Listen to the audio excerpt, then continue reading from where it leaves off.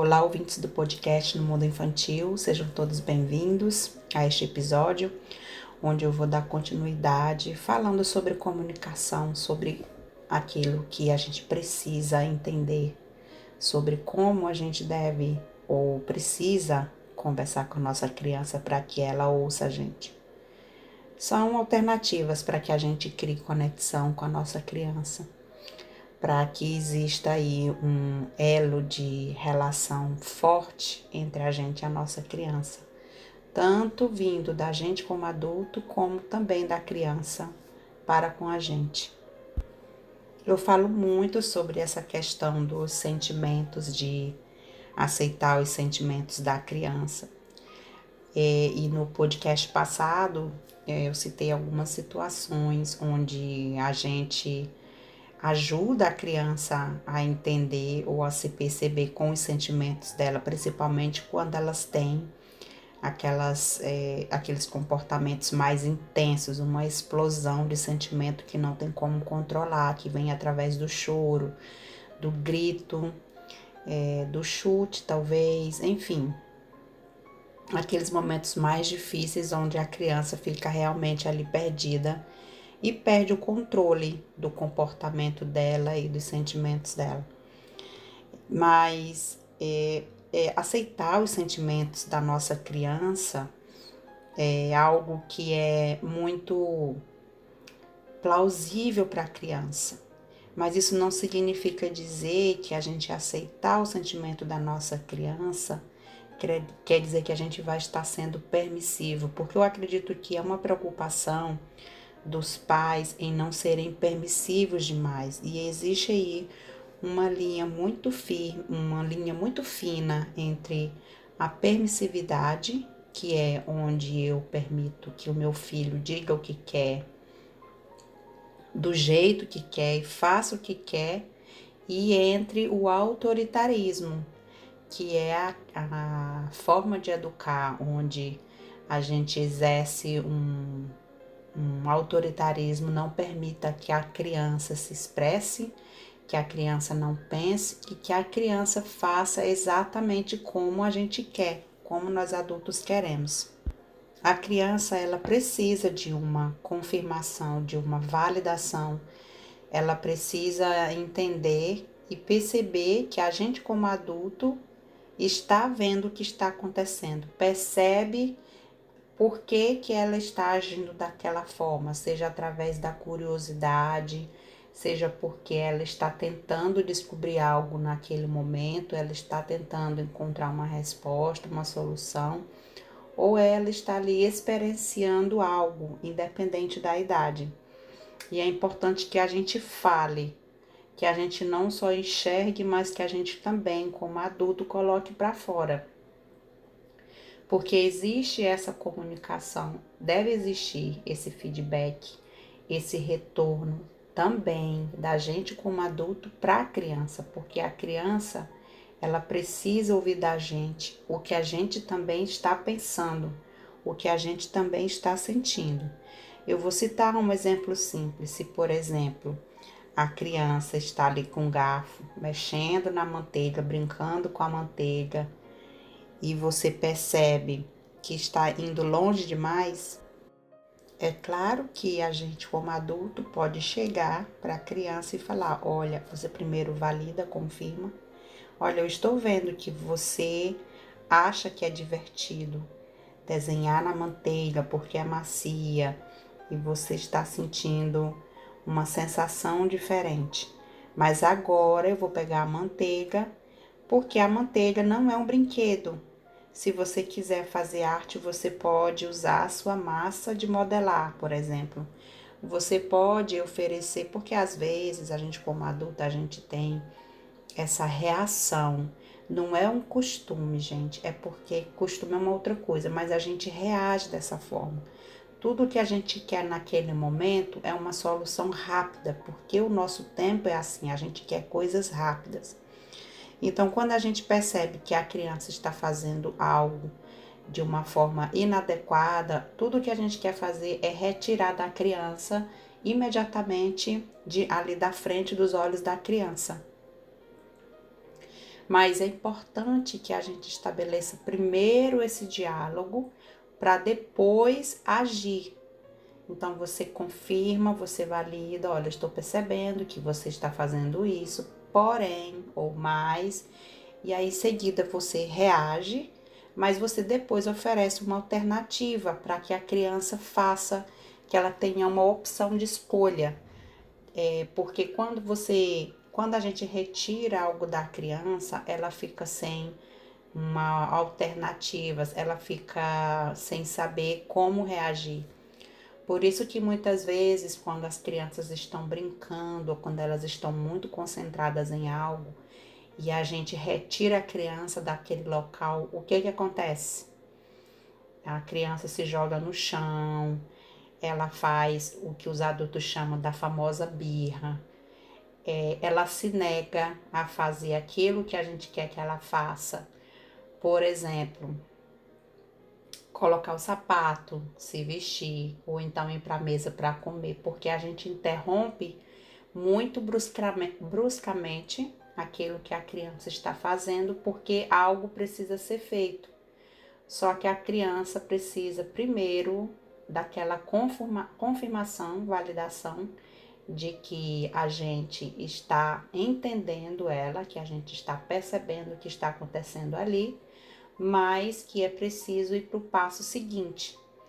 Então, existem situações onde esse passo seguinte ele vai ser imediato, mas existem situações onde esse passo seguinte precisa ser dado um tempo. Porque, como eu já falei antes, esse nosso tempo de adulto não é o mesmo tempo da criança. E ninguém mais do que você, como pai ou como mãe ou como adulto que cuida da criança, que vai entender exatamente o ritmo da sua criança.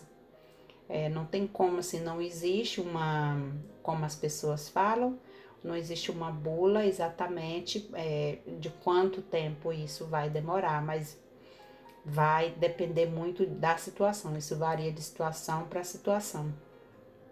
E o problema, gente, não está em permitir, está em aceitar o sentimento da criança. São duas coisas diferentes. Eu posso aceitar o sentimento da criança, eu posso aceitar aquilo que ela está fazendo, mas eu não preciso permitir que aquele sentimento continue ou que aquela atitude continue. E quando a gente descobre que a criança aceita, ou que a criança vê que ela é aceita do jeito que ela é, essa relação entre adulto e criança se transforma da água para o vinho, amadurece. É um relacionamento que vai amadurecendo, porque a gente trata a nossa criança muitas vezes como algo nosso e só nosso. A criança é nossa, é o nosso filho, a nossa filha, é o nosso neto. Porém, ela é também da sociedade, ou seja, ela não convive 100% do tempo somente com a gente. Então, é muito importante que a criança entenda que dentro da casa dela, ou que lá onde ela passa a maior parte do tempo, que ela é aceita do jeito que ela é entendida com os sentimentos dela, mas que existem situações onde ela precisa de orientação, porque realmente a criança precisa disso, né, da nossa orientação.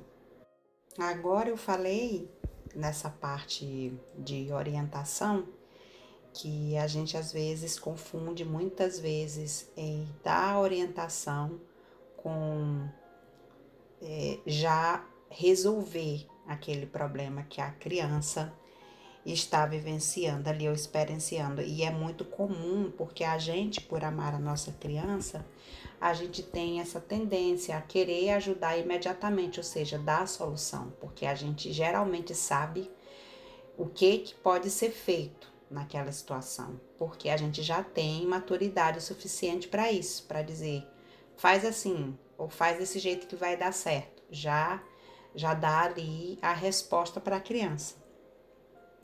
E existe essa questão dos pais, né? Porque às vezes não, os psicólogos falam, os psicólogos, os educadores, eles insistem muito nessa tecla que não é interessante para o amadurecimento da criança, para o desenvolvimento dela do cérebro. Não é interessante que a gente já dê a solução imediata para nossa criança.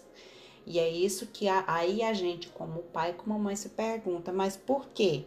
Por que que eu não posso dar já essa resposta para a criança? Sendo que ela ainda não tem essa capacidade de encontrar a resposta de imediato. Ok, ela não tem, o cérebro dela ainda não está maduro o suficiente para achar uma resposta imediata, mas a gente como adulto pode dar esse suporte de uma outra forma, oferecendo alternativas para que a criança vá atrás da resposta, ou que a criança reflita.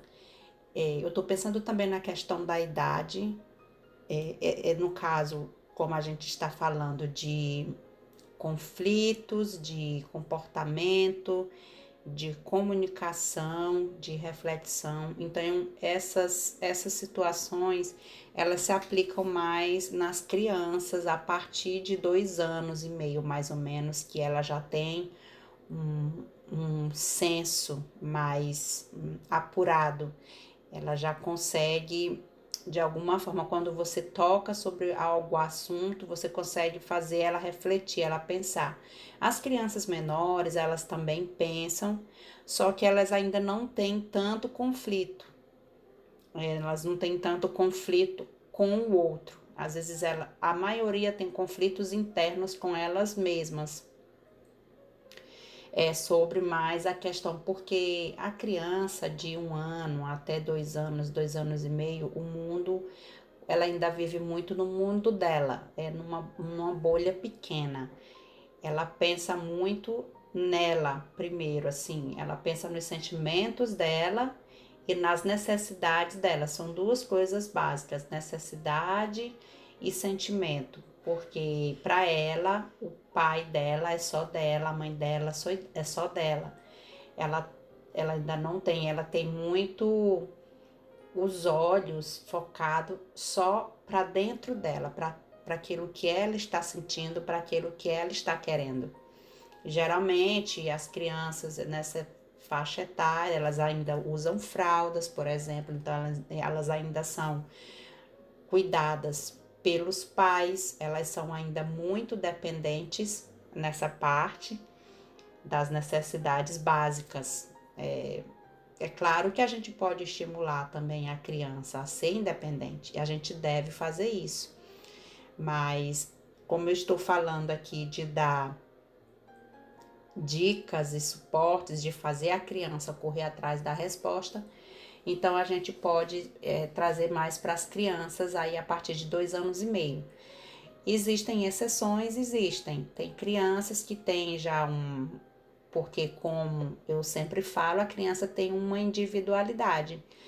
Já vi crianças que têm 4, 5 anos de idade e ainda não deixaram a fralda. E tem crianças com 2 anos, 2 anos e meio que já deixaram de usar a fralda. E não quer dizer que a criança de 2 anos é mais madura do que a criança de 5. É só o processo que é diferente. O corpo reage diferente e a mente reage diferente. A criança, ela tem a parte química, fisiológica dela do corpo, a parte química do cérebro, mas ela também tem uma individualidade que é só dela. Tem também a questão genética e tem a questão dos estímulos externos. Então, voltando para o que eu estava falando, quando a gente dá a resposta imediata para nossa criança, a gente priva a criança dessa experiência de lutar para encontrar um problema, de pensar, porque o cérebro da criança precisa de desafios para que ele amadureça, para que ele seja ativado. Toda vez que a gente dá um desafio para nossa criança, os neurônios ficam a 1000 por hora. Eles já estão assim, mas quando você dá um desafio para a criança, O nosso cérebro, ele cresce, ele tem essa neuroplasticidade. Ele vai tomando forma de acordo com os desafios que a criança vai recebendo. Se você está gostando do conteúdo, inscreva-se no meu canal, ative as notificações para receber em primeira mão as mensagens do conteúdo novo. Gente, tem muito amor e dedicação nesse trabalho. Clica lá, vai. Clica para não esquecer. E aí, mas aí vocês podem se perguntar, mas existem situações que eu posso dar uma solução para a criança? Existem. E é sobre isso que eu quero falar com vocês. Então, quando a gente dá essa resposta, essa solução imediata para a criança, a gente invade um pouco a independência da criança. Vamos para um exemplo prático. A sua criança tem uma festinha de aniversário de uma amiga para ir. Só que ela chega para você e fala: "Eu não sei se eu quero ir, porque lá tem umas outras meninas que elas ficam soprando uma no ouvido da outra, cochichando e falando coisas a meu respeito. O que eu posso fazer? Eu vou ou não vou para essa festinha de aniversário?" É uma situação difícil, né, gente? Porque o que acontece? A nossa tendência geralmente do pai ou da mãe é já dizer: "Por que você não fala com a sua amiga?" Ou então, "Por que você não diz stop?" Mas quando a gente dá, independente da resposta ou de como você agiria agora na situação, e enquanto eu estou falando, você pode aí já pensando como que você reagiria nessa situação.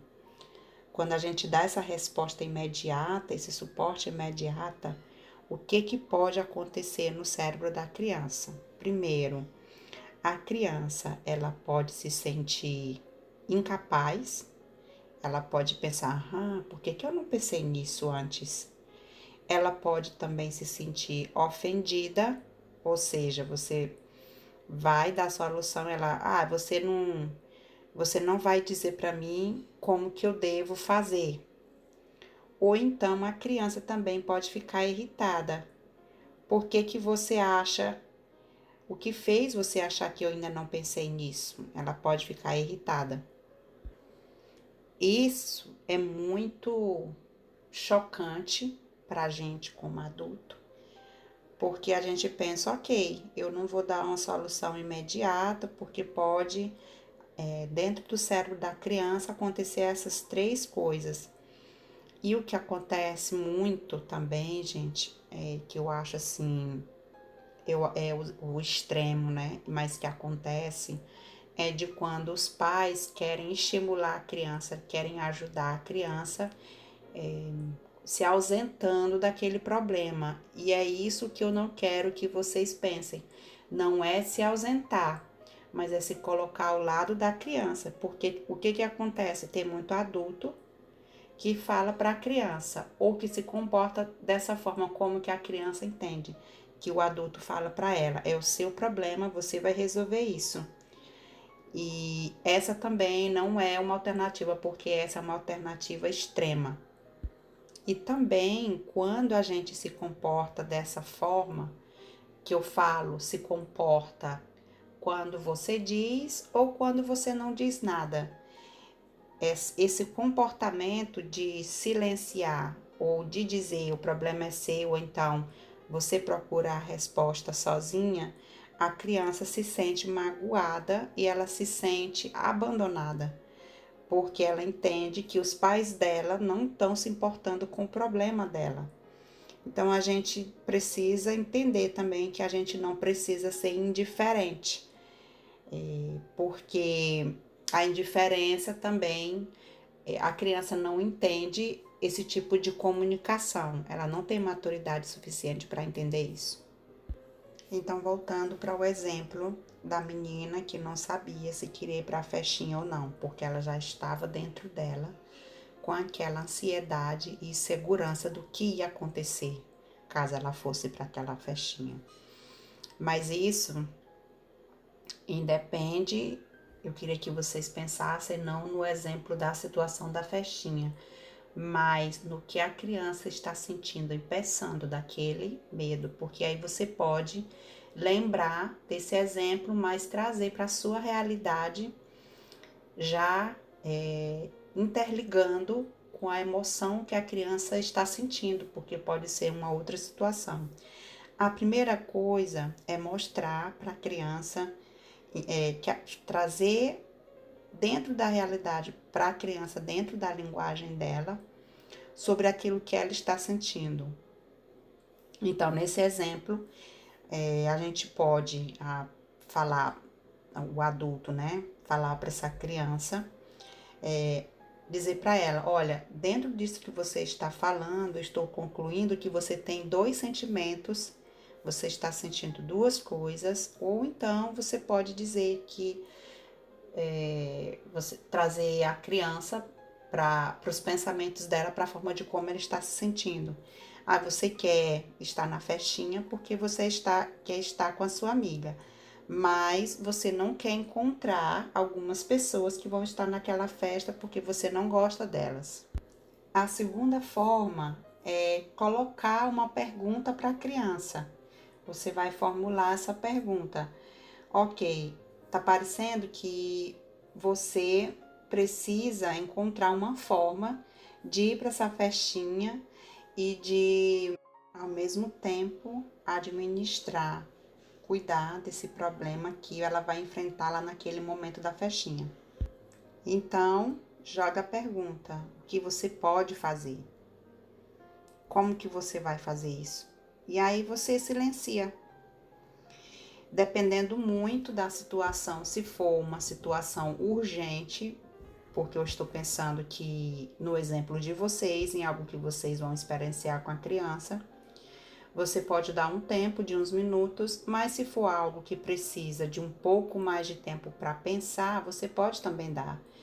Se a criança, nesse exemplo, recebeu o convite, mas geralmente a festinha é muito tempo depois, ela, no caso o adulto, lança a pergunta para a criança e depois vai fazer uma outra coisa, vai brincar ou vai fazer algum programa junto, para que a criança não sinta tanto peso naquele momento daquela pergunta, mas o cérebro dela vai ser ativado e ela vai pensar como ela vai pensar isso.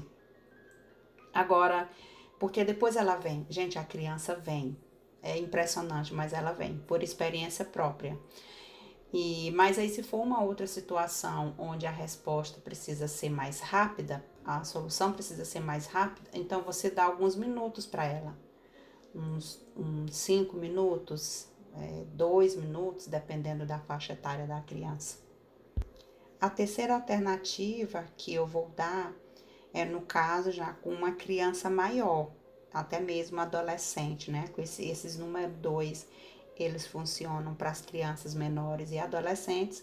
E esse número 3, ele funciona já para as crianças a partir de 2 anos e meio, mas também funciona para os adolescentes, que é você dar alternativas para a criança, mostrar para ela onde que ela pode buscar essa resposta.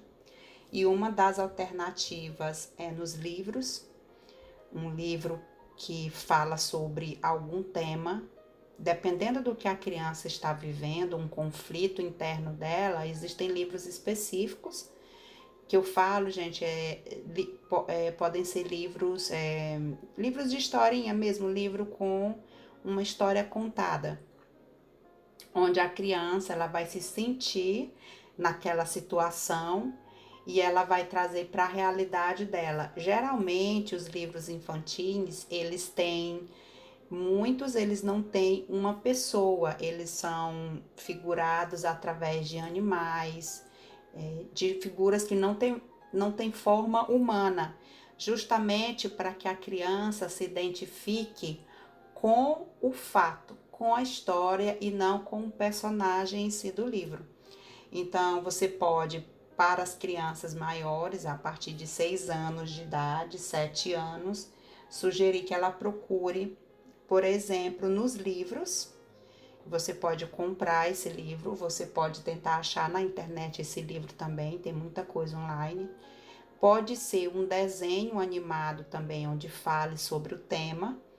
E também algo mais avançado que pode ser a internet, o uso da internet, das alternativas que tem, no caso dessa criança, que eu acredito que pode ser uma criança maior, pode pesquisar, por exemplo, sobre ofensas, sobre o que a pessoa pode fazer.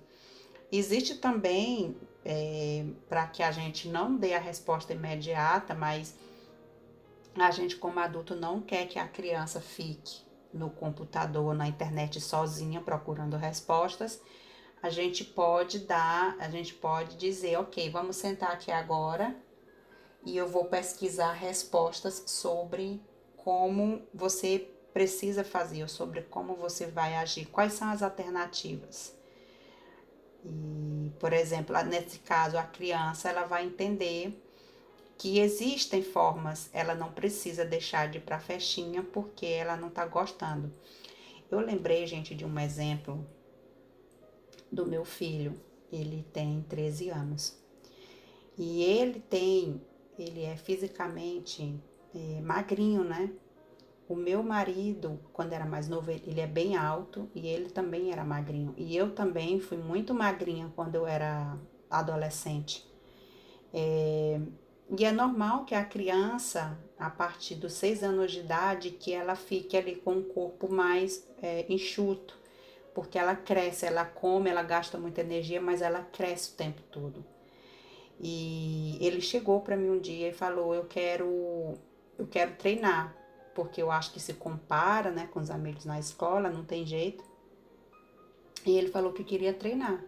A minha reação, gente, foi na hora de dizer não. Eu falei: olha, você não precisa disso. Você está crescendo. Aí fui explicar para ele toda a parte fisiológica dele, que o peso pode afetar no músculo e tal. E ele não aceitou. E aí depois eu fui ler na internet. Eu não falei para ele, né? Eu fui ler na internet, pesquisar um pouco quais são os efeitos de uma forma mais técnica.